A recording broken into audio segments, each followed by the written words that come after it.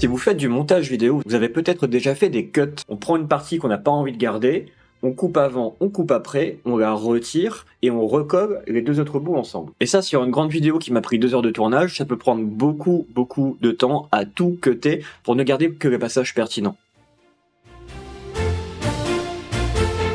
Crée-moi un plugin DaVinci pour retirer automatiquement les silences sur une vidéo au-delà d'un certain seuil de bruit. Si ça fonctionne, je vais retaper tous mes programmes. Je vais les recréer tous de A à Z. Ok, premier problème, DaVinci a une API propriétaire. Donc ça c'est embêtant, peut-être que ça va pas être possible. On va tenter la solution numéro 2 qui me propose une application qui va me créer un fichier que j'aurai juste à importer dans DaVinci. On dirait qu'on a une interface qui est censée fonctionner. Je vais prendre une vidéo. Je dois me retaper l'enregistrement. Ok, très bien. Alors quand je charge le fichier, il y a une erreur. Vas-y Bolt, corrige ça. Après tout, je te paye pour ça, hein. Ah oui, si je vous ai pas dit, ce n'est plus un stagiaire, maintenant je l'ai recruté. Je paye un abonnement Bolt et je vais retaper tous les programmes que j'utilise, tout ce qui est totalement buggé, qui fonctionne pas. J'en ai marre. Donc je vais tout refaire moi-même avec mon salarié du mois. Et pendant ce temps, je vais préparer un produit pour vous proposer mon petit programme. Alors là, on est sur mon fichier sur lequel je prépare les posters de mes produits. Est-ce que je peux faire plus explicite que ça comme image? DaVinci, ça cut. Je crois que c'est la meilleure image possible. Voilà, c'est le thème de la vidéo du jour. Je crée un petit produit devant vous pour vous montrer à quel point tout le monde, maintenant, peut créer des outils et proposer gratuitement ou payant une somme respectable. Ok, bah là, je comprends pas trop pourquoi ça n'avance pas, donc je vais télécharger mon programme. Maintenant que j'ai chargé le projet que Bolt m'a généré, approprie-toi ce projet et lance la preview. C'est parti, toi aussi tu vas bosser pour moi. Voilà, c'est pas mal. Bon, c'est pas assez énergétique. Ouais, c'est très bien comme ça.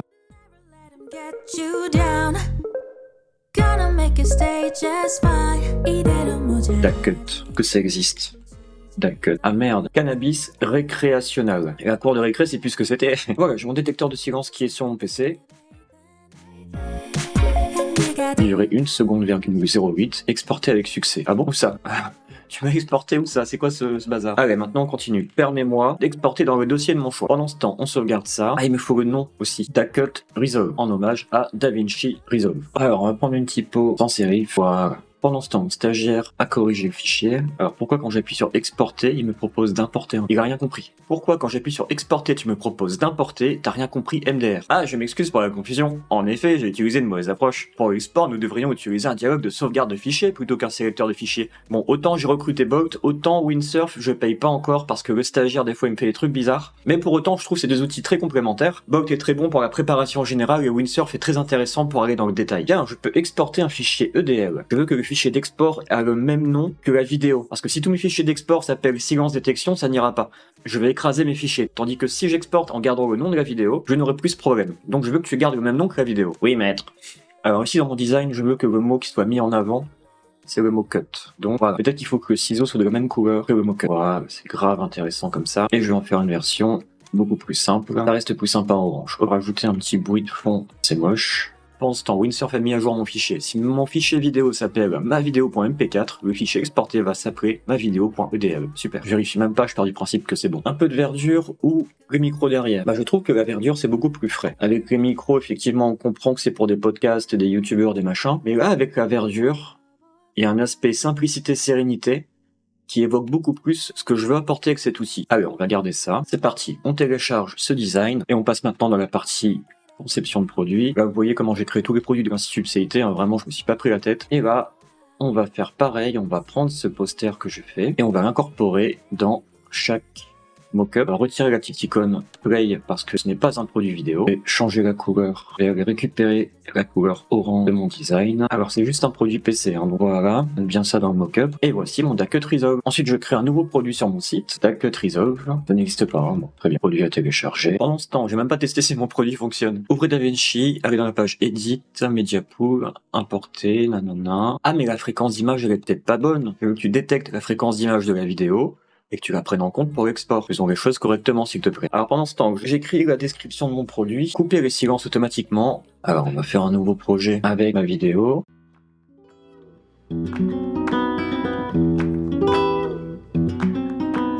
Je J'aimerais bien qu'ils me mettent chargement en cours, parce que là je savais pas si ça buguait ou si ça travaillait. Ça a travaillé, ça m'a détecté des séquences, c'est très bien. Mais ça va faire partie des fonctionnalités que je vais améliorer dans le produit par la suite. Pareil au niveau du design, le design est complètement moche. Dans une prochaine version, je vais en faire un design plus intéressant. Mais là pour l'instant, est-ce que j'ai ma preuve de concept? Et là pareil, la petite notif, là j'ai pas besoin d'une notif. Donc je reviens à DaVinci, je vais y mettre ma vidéo, je vais importer timeline, le fichier EDL. Là qu'est-ce qui se passe? J'ai toujours des silences. Non, j'ai vraiment pas ça. Vous savez quoi? Pas trop que je réfléchisse, je vais lui prendre une capture d'écran. Je ne vois pas comment associer à la vidéo. Pendant ce temps, je vais me resservir du maté. Ah, je vois le problème. Dans l'EDL, nous devons inclure le nom exact du fichier vidéo. Ah bah oui, c'était de ta faute en fait. J'ai modifié le format pour inclure le nom exact du fichier source. Dites-moi si vous voulez que je fasse du RP avec plaisir. Je vois le problème, il faut cocher l'option. C'est parce que DaVinci trouve pas le chemin complet vers le fichier vidéo. Je vais modifier le format pour qu'il puisse trouver le fichier. Merci mon gros. Alors, pendant que je teste, donne à mon application un design plus moderne. Pendant ce temps, on revient sur DaVinci. Oh, il m'a fait un truc. Attends, qu'est-ce qu'il m'a fait? Merde, j'ai pas compris. J'ai pas compris ma vie. Qu'est-ce qui se passe? Je charge juste le fichier. Ok, ça existe déjà. Tac. Ok. Donc quand je charge juste le fichier, maintenant, il m'a fait les cuts. Alors, la mauvaise nouvelle, c'est qu'il m'a cuté tous les passages où je parle pour ne garder que le silence. C'est l'inverse total de ce que je voulais. Comme dirait ma mère, bah c'est con. Oui, c'est con. Alors, il m'a retapé le design. Waouh! Incroyable. L'application marche à l'envers, elle garde le silence et retire ma voix. Comme dirait ma mère, c'est con, je veux que tu ne gardes que ma voix et pas le silence. Voilà, je vais demander à Windsurf de m'intégrer le logo d'Acut en lui donnant juste le dossier. Ok, on continue. Alors, vous voyez que j'ai un peu réduit l'interface, je l'ai rendue un peu plus élégante avec les bonnes couleurs. Ici, j'ai une section au centre qui sert à rien, je comprends pas ce que c'est. Eh bien, je ne veux pas de ça, donc supprime-moi ça. Ensuite, je charge ma vidéo, il me détecte les segments, je peux l'exporter. J'aimerais bien que le bouton export apparaisse en bas, parce que là, instinctivement, je recherchais en bas, j'étais perdu. Et ensuite, je me suis mis à regarder en haut, et j'ai vu qu'il était là tout grisé, et j'ai pas envie, moi, que mes yeux fassent demi-tour, j'ai pas envie d'avoir à chercher, puisqu'il y a des éléments qui sont apparus ici. Le bouton d'export doit se trouver dans la continuité. Oui, maître, je vais déplacer le bouton d'export en bas de l'interface. Pourquoi est-ce que j'ai une voix de gobelin dans ma tête quand je parle avec une IA? Alors là, il m'a mis le bouton export en bas, mais c'est toujours pas beau. Le bouton export doit prendre toute la largeur en bas, doit être orange et avoir un petit logo fusée. Je vais modifier le bouton d'export pour que... nanana. Ok, bien. Si j'importe ma vidéo... Bien, le bouton d'export est devenu jaune, pourquoi pas. Allez, j'exporte le fichier EDL, je le récupère dans DaVinci. Un concept qui, moi, m'aide beaucoup dans la vie. Très bien. Il m'a bien supprimé les passages de silence. Maintenant, je veux qu'il m'assemble les morceaux. Donc, je vais prendre ça en capture d'écran. Je vais lui dire que ça se passe bien, mais que je veux qu'il me recolle les morceaux ensemble. Et là, regardez, je comprends que vous voulez que les segments soient automatiquement collés les uns aux autres, sans espace entre eux. Je vais modifier le code pour ça. Super, mec. Mec, meuf, je t'ai pas demandé quel est ton genre. Bon, il n'y arrive toujours pas, donc je vais lui donner un coup de main, parce que ce qu'il faudrait, c'est que, automatiquement, il mette les séquences bout à bout. Donc, il doit trouver une information de position de la séquence sur la timeline. Donc je vais lui dire, il suffirait pourtant de trouver comment changer la position sur la timeline. Ah, visiblement c'est une idée qu'il n'avait pas eue. Ah oui, vous avez raison, il suffit simplement de modifier les timecodes des destinations. Alors ça ne marche toujours pas, ça commence à être embêtant là. Donc je lui ai dit, écoute, cherche sur internet. Après recherche, j'ai trouvé que DaVinci utilise une syntaxe spécifique avec M2 pour le déplacement. Ah bah voilà, il suffisait de regarder sur internet. Toujours pas. Bon, on va faire ça à l'ancienne. Je vais ouvrir le fichier avec Notepad. Regardez, ça c'est le contenu du fichier EDL. On va inspecter. Il y a juste le nom du fichier, le fichier d'origine et la durée de la voix. Nous, ce qui nous importe, c'est les chiffres là. Si je prends ma dernière séquence, se trouve à 39 secondes 11, quelque chose comme ça. Je regarde mon fichier, je vois que c'est marqué ici, 39 secondes 11. Si moi je veux que cette séquence, elle soit collée à celle-ci, il faut que je passe de 39,14 là à 37,01. Donc je vais modifier le fichier ici pour le mettre à 37,01. On va enregistrer à la main. Et maintenant, je vais réimporter ce fameux fichier. Et là, regardez, ça y est, mon segment est bien collé au segment précédent. J'ai donc trouvé l'endroit dans le fichier que mon programme doit modifier pour coller toutes ces séquences ensemble. Je vais donc l'indiquer à mon stagiaire. J'ai analysé le fichier EDL, c'est simple en fait. Parmi les 4 timecodes des séquences, c'est la 3e qui écrit le positionnement dans la timeline. Ah, maintenant je comprends parfaitement. Il faut que le 3e timecode de chaque segment soit égal au timecode de fin du segment précédent. Oui! Et bah toujours bon, ça ne marche toujours pas. Je commence à perdre espoir. Peut-être qu'il faut savoir abandonner. Ça me rend un peu triste parce que j'aurais bien aimé que ça puisse recoller directement les morceaux. Je peux pas vendre un produit qui ne fait pas ça. C'est pourquoi je lui ai dit, tu sais quoi, supprime la fonction et recommence à partir de zéro. Peut-être que c'était la chose à faire. Vérifier cette dernière fantaisie. Non, toujours pas. Bon, de toute façon, je suis bête. Il me marque ici. Est-ce qu'il va falloir que je me mette vraiment à travailler et à réfléchir par moi-même? J'ai vraiment pas envie, mais on dirait qu'on n'a pas le choix. Donc, je vais analyser ce code. Donc, il y a la partie du code qui convertit une voix en segment. C'est ça qui m'intéresse en fait. C'est pas la génération EDL, c'est bien avant, c'est quand il détecte la voix. En fait, depuis le début, il bossait sur la mauvaise fonction. Voilà, j'ai fini de travailler, je vais lui dire, plutôt que de bosser sur la conversion, bosse sur les fonctions qui créent des segments. Maintenant, je comprends, il faut modifier converse to voice segment pour que le start de chaque segment soit collé à la fin du précédent. Voici la correction. Ah, est-ce qu'on va y arriver?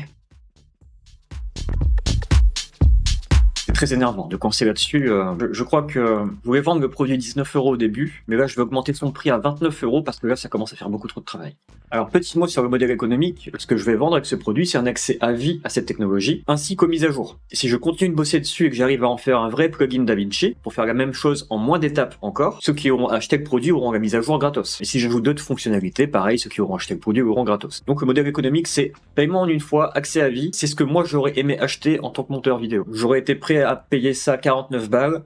Après, ça peut peut-être faire beaucoup pour les monteurs débutants, donc je pense que je vais pas dépasser les 30 €. Essayons une autre approche. Au lieu de gérer les segments de silence, créons directement les segments de voix collés. Bah, c'est ce que je te demande depuis le début, mec.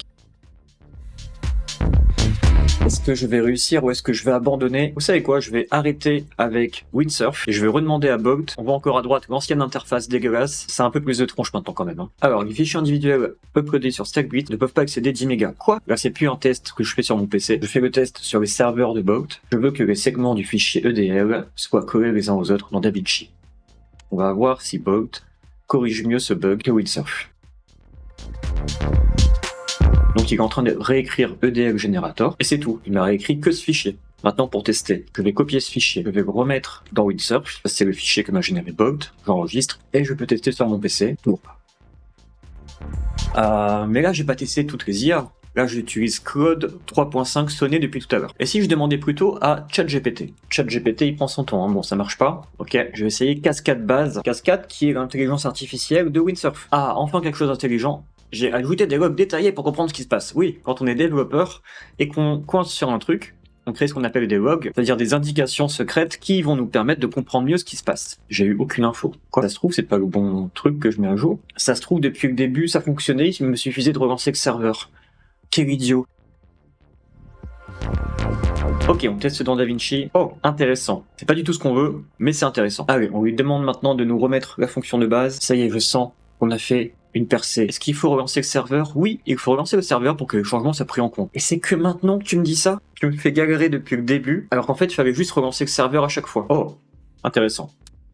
Pourquoi il n'y a plus les voix, il n'y a que du silence? C'est tellement fastidieux que je vais augmenter son prix à 290 €. Voilà. Ah, bah voilà. En fait, c'était bon depuis tout à l'heure. Oh, mon Dieu, la perte de temps.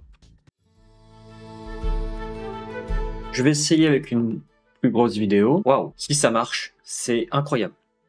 Là, va vous dire merci, elle va pas s'en souvenir. Tandis que si vous lui dites, tiens, tes chaussures, on dirait des chaussures d'un film des années 80. Ça va la faire bugger. Et par conséquent... Oh mon Dieu. Le gain de temps incroyable. Ah. Ouh. Putain, je suis ému. Tout ça pour ça. Ok, très bien. Donc j'ai une application fonctionnelle. Maintenant, comment est-ce que j'en fais un programme? Bon, déjà, je vais remettre le prix à 29 €, hein, évidemment. On va pas vendre ça à 300 balles. Ok, la prochaine étape, c'est quoi? Je viens de me créer un outil incroyable, pour lequel moi je serais prêt à payer, donc d'autres gens seraient prêts à payer. Maintenant, la question, c'est comment est-ce que je donne ça à d'autres gens? Je vais demander à Windsurf. Pour que n'importe qui utilise mon programme, une fois que vous l'avez acheté et que vous l'avez obtenu, il faut extraire le zip, installer Node.js, ouvrir un terminal, exécuter npm install, lancer l'application avec npm run dev et accéder à localhost 3000 dans le navigateur. Waouh! Je ne souhaite ça à personne. Moi, je veux plus simple. Je veux un programme en .exe qui se lance en un bouton. Alors, pendant ce temps, je fais la page de vente. On va virer tout ça. Ok, on va prendre un emoji ciseau. Chaque produit de mon site correspond à un emoji. Coupez les silences automatiquement. Drag and drop votre fichier vidéo / audio pour obtenir un .edl à importer dans DaVinci Resolve. Alors oui, je vais faire en sorte que ça marche aussi avec des fichiers uniquement audio. Comme ça fonctionnera aussi pour des podcasts. Donc ça, c'est ma proposition de valeur. Coupez les silences de votre vidéo automatiquement. Obtenez un .edl à importer dans DaVinci Resolve, idéal pour les vidéos YouTube et les audios des podcasts. On va changer le design et mettre la vignette à gauche. Alors, faut savoir que DaVinci a déjà une fonction pour couper les silences, mais elle se base sur le transcript, sur une intelligence artificielle qui vient détecter et écrire ce que raconte la voix de la personne, et à partir de ça, couper les moments où les gens ne parlent pas, mais la fonction est mauvaise. La détection de voix est mauvaise, le texte qui est écrit est mauvais, il y a plein de fautes, il comprend plein de mots de travers. Et moi, quand j'essayais de faire du montage avec cette fonction de DaVinci, il me perdait des bouts de séquence. C'était n'importe quoi. Ça me faisait plus perdre du temps qu'autre chose. Là, ce que j'ai fait,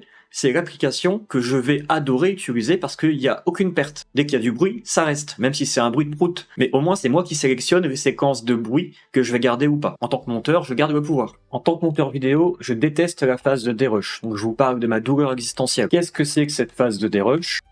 C'est la phase où je dois faire à la main tous les petits cuts et venir recoller les morceaux. Et ça, c'est du travail de stagiaire, d'accord? C'est insupportable à faire parce que je dois le faire aussi entre chaque micro-bout de séquence. Voilà, je coupe, j'efface, je recolle, suivant. Oh là là, mais qu'est-ce que c'est détestable à faire. Je vais prendre un screen de chaque étape, les images vont parler à ma place. Donc ça, c'est ma page de vente. En tant que vidéo, je déteste la phase de dérush, je veux plus passer ma vie à faire ça. Alors là, ce que je suis en train de faire, c'est du copywriting. C'est-à-dire que c'est une page de vente dans laquelle j'explique la douleur à laquelle je réponds. Je réponds pas simplement à un problème, je réponds aussi à une douleur profonde. Et c'est là-dessus que je vais insister, comme ça, ceux qui ont la même douleur, ça va résonner avec eux. Et c'est pour ces gens-là que je rends cette application disponible. Donc, on a combien d'étapes? 1, 2, 3, 4, 5, 6, 7. Ça m'a pris 7 étapes pour effacer un silence inutile. En vrai, on pourrait le faire en 6 étapes. Parce qu'il y a un truc que j'ai appris, c'est qu'il y a une différence entre la touche effacer pour ensuite déplacer. Je peux aussi directement appuyer sur supprimer. Et là, DaVinci automatiquement recolle les morceaux. Donc DaVinci me prémâche une étape.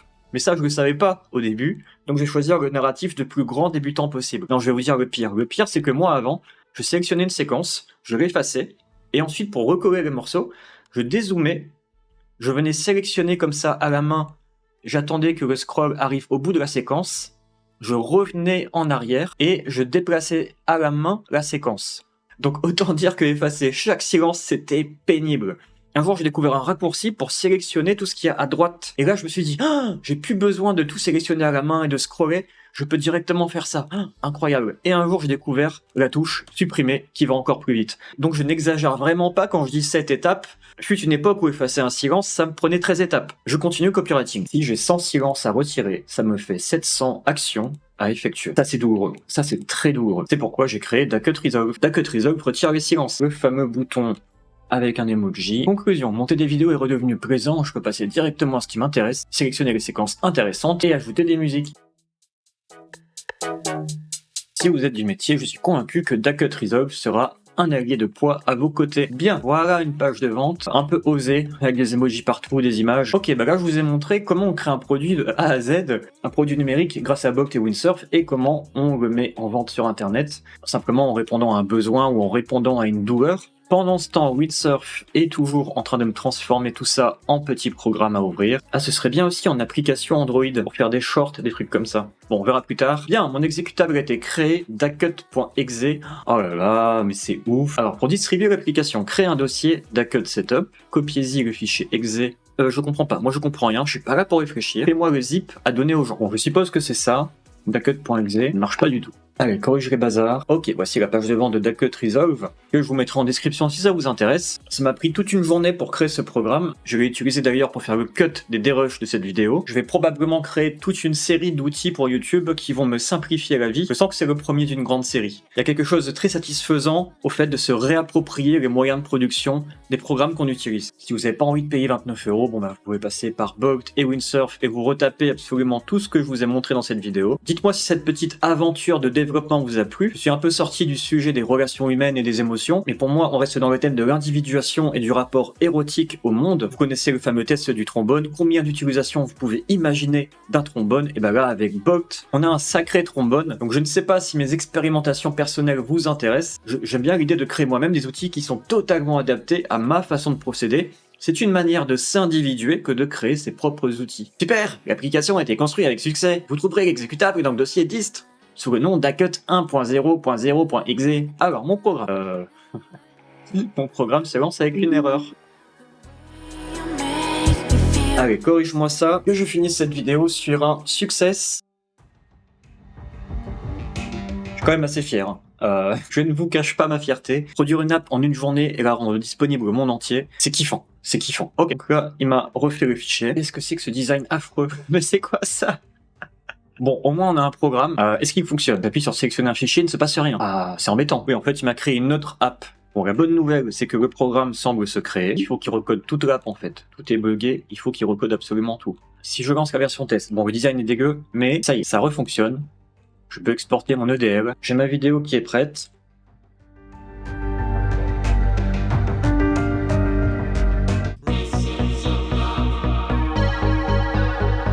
Je pense qu'il faut se décider à l'avance. Est-ce qu'on veut une web app? Est-ce qu'on veut une application? Est-ce qu'on veut un programme? Le fait d'avoir changé en cours de route, ça fout la merde. Ça ne marche plus. Heureusement, la version Bolt, je ne télécharge plus rien. C'est où ça? Moi, je peux plus télécharger. Y a rien qui fonctionne, ça y est, ça m'énerve. Bon, qu'est-ce qu'on va faire? Aïe. Ah bon, je suis en train de gaspiller des tokens, là, ça m'énerve. Je vais arrêter de gaspiller des tokens, je vais revenir. Je peux pas revenir en arrière? Mais non. Pourquoi je peux pas revenir en arrière? Oh, cette merde. Ah non! Ah, c'est la merde. Je viens de niquer une journée de travail, en fait. J'ai plus mes fichiers qui fonctionnaient. J'ai envie de pleurer. Allez, on va faire la web app. Le bouton pour télécharger ne fonctionne pas. Oh les mecs, je paye là. Je paye pour votre truc qui fonctionne pas. Insupportable. C'est bon, j'en ai marre. C'était Trigger. Aujourd'hui est une défaite. La suite plus tard. À la fin de la journée, je me suis défoncé pour recommencer l'app. Donc je l'ai reconstruite exactement avec les fonctionnalités que je voulais. Ok, je choisis une vidéo. Une grande vidéo de 500 mégas. Il analyse la vidéo, il trouve 32 segments. Alors il appelle ça des segments de silence. Non, ce ne sont pas des segments de silence, des segments de blabla. Voilà, dans la prochaine version, ça va être mieux. Maintenant, j'exporte le fichier EDL. J'importe dans DaVinci. Ok, pourquoi est-ce que j'ai des extraits de l'ancienne vidéo avec? C'est pas mal, hein, mais c'est pas ce qu'on veut. C'est vraiment le fichier qui est niqué. Ah bon, on dirait que c'est bon là. Donc, on va comparer les deux. Ok, donc au début je dis rien, je gigote un peu, puis je commence à causer. Ici on voit que mon programme, automatiquement, il a cut ici, puis automatiquement, il a cut ici, puis automatiquement, il a cut ici, puis il a joint les deux bouts, puis automatiquement il a cut ici, puis automatiquement il a cut ici, puis il a supprimé et joint les deux bouts, puis automatiquement il a cut ici, puis automatiquement il a cut ici, et il a supprimé et il a joint les deux bouts. Et il a fait ça sur 30 minutes de vidéo. Donc si j'écoute ma vidéo cutée par le programme... Les chaussures d'un film des années 80. Elle va avoir un recul en mode... Parfait. Ok, on retombe sur nos pattes. Maintenant pour finir, je veux que mon application...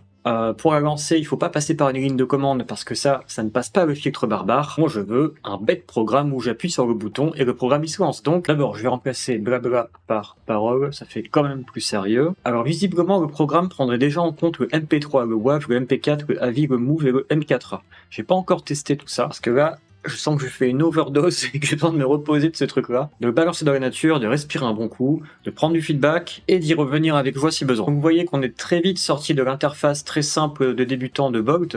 Bolt nous a bien servi au début, mais c'est surtout grâce à Windsurf que j'ai pu concrétiser cette app. Je crois que le problème avec Bolt, c'est que les fichiers nécessaires pour créer mon app étaient beaucoup trop gros et que ne pouvait pas charger des fichiers au-delà d'une certaine taille. Tandis que Windsurf, je suis sur mon PC, je charge autant de fichiers que je veux, il n'y a pas de limite. Ah, il manque l'icône, je vais d'abord créer une icône simple. Non mec, non, elle est dans le dossier A7, s'il te plaît. Souviens-toi, un minimum. Code 3.5 sonné n'a pas une très grosse mémoire. Ok, on y est. Donc, au total, pour préparer cette vidéo, j'ai 1h27 de contenu, plus 2h20 de contenu, 4h de contenu, 5h30 de contenu, 6h. J'ai 6 heures de contenu à monter pour demain, parce que je veux sortir ma vidéo demain. Oui, poupette, oui.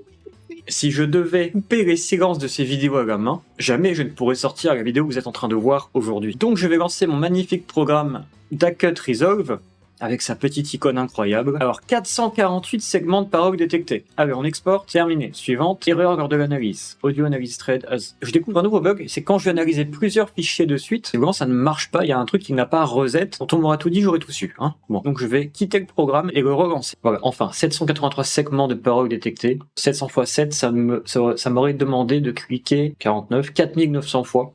C'est vraiment chouette que ça se passe tout seul maintenant. Ok, fichier suivant. Ah, le vrai cheat code. Si vraiment je veux gagner le max de temps possible, il faudrait que je puisse lui envoyer 10 vidéos d'un coup et qu'il puisse m'exporter les 10 timelines d'un coup. Mais ça, ce sera pour une mise à jour. Commence à se faire tard, je pense que pour une V1, c'est pas mal. Allez, un dernier test pour savoir où j'en suis. Je sélectionne une vidéo, exporte un EDL, importe dans DaVinci, je me récupère tout ça avec une erreur. Cependant, je fais la même importation dans DaVinci en changeant le framerate par 30, il m'exporte le truc parfaitement. Qu'est-ce que dirait Brian Johnson s'il me voyait à minuit 16, encore devant un écran? Allez, la suite demain matin. Ok mec, visiblement la nuit a porté repos. Elle a pas porté conseil, mais elle a porté repos, donc ça c'est toujours bon à prendre. J'ai donc pu dérusher mes 6 heures de vidéo, j'en ai au total pour 52 minutes de vidéo. Je vous refais la démo pour le plaisir, donc ça demande à ce que vos vidéos sont déjà dans votre projet DaVinci. Vous faites CTRL-I pour importer le fichier EDL.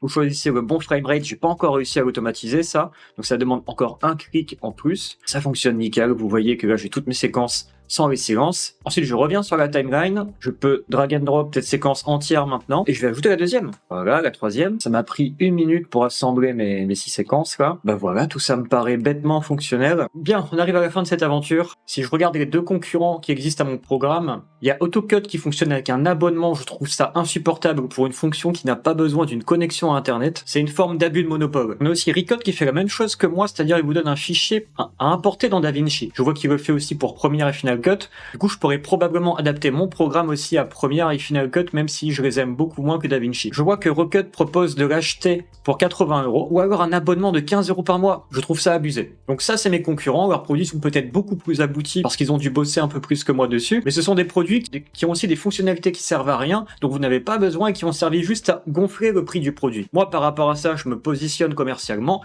avec une offre plus simple et plus abordable. J'ai 2 conclusions à vous proposer à cette vidéo. La première conclusion répond à ma dernière vidéo sur les stagiaires gratuits quand je vous montre comment je découvre Bolt et Windsurf. Dans cette vidéo, je vous disais, mais j'ai l'impression que tout ce que j'ai appris dans mes études, ça ne sert à rien maintenant, les IA le font en un bouton. Donc, est-ce que je suis en train de devenir obsolète? La réponse à ça, je crois, c'est oui, je deviens obsolète, mais je ne deviens pas plus obsolète qu'un autre. C'est-à-dire que au-delà du sentiment très vexant de merde, je suis devenu obsolète, que moi je peux avoir, que vous aussi vous pouvez avoir, au-delà de ça, il y a tellement de choses à faire, à bâtir, à créer. Où sont les candidats? Où sont les gens qui sont prêts à bosser pour construire le monde d'aujourd'hui et le monde de demain? Et si vous avez des meilleurs outils pour bâtir des trucs, vous savez ce qui est obsolète? Ce qui est obsolète, c'est de payer des abonnements pour des outils que vous pouvez créer en une journée. Ce qui est obsolète, ça va être le monopole de beaucoup d'entreprises dont les propositions vont pouvoir maintenant être recréées de manière plus personnalisée. Chaque vexation que vous pouvez avoir sur un programme, et je parle même de YouTube, Instagram, Facebook, etc., vous pouvez vous-même maintenant vous créer des plugins adaptés à votre utilisation de ces programmes. Il y a des gens, ils ne supportent pas d'avoir des suggestions de vidéos YouTube, ils installent des bloqueurs de suggestions. Il y a des gens, ils ont envie de tout liker sur Insta pour se faire des nouveaux contacts, donc ils se créent un programme qui like automatiquement à leur place. Vous gagnez maintenant du pouvoir contre les programmes créés par d'autres personnes, vous gagnez maintenant du pouvoir contre les algorithmes créés par d'autres personnes. Vous avez maintenant le pouvoir vous-même de créer vos algorithmes, de créer vos outils, pour participer, devenir un acteur de cette bataille technologique. Et par conséquent, je ne me sens pas obsolète, je me sens au contraire pousser des ailes. Ce qui m'amène à ma deuxième conclusion, si cette aventure individuelle vous a plu, qu'est-ce qu'on peut créer si on monte une équipe? À quel besoin, à quel désir, à quelle douleur on peut répondre si on crée quelque chose de plus gros où chacun bosse sur une partie spécifique de la technologie? Est-ce qu'il n'y a pas beaucoup de choses à fluidifier dans la société? Donc si ça vous intéresse de former une équipe de Bogtrepreneurs, que ce soit pour se donner des conseils ou pour travailler ensemble, dites-le moi dans les commentaires, il y a moyen qu'on s'organise et qu'on fasse quelque chose de sympa. C'est tout pour cette épopée du week-end, j'espère que l'aventure vous a plu, je suis très heureux de vous avoir montré mon parcours, mon idée de départ, les obstacles, ça commence à fonctionner, ça déconne, ça refonctionne, je perds les fichiers, tout s'effondre, j'ai envie d'abandonner, j'ai envie de tout envoyer chier, je souffle un peu, je reviens, je tiens bon, et je perce ce plafond de verre qui depuis que je l'ai percé commence à changer la donne, je commence à avoir tellement d'idées d'applications qui rendraient service, déjà à moi mais aussi à plein de gens, c'est un sentiment très satisfaisant. Dites-moi si ce format aventure avec RP de IA vous a plu et je vous dis à bientôt.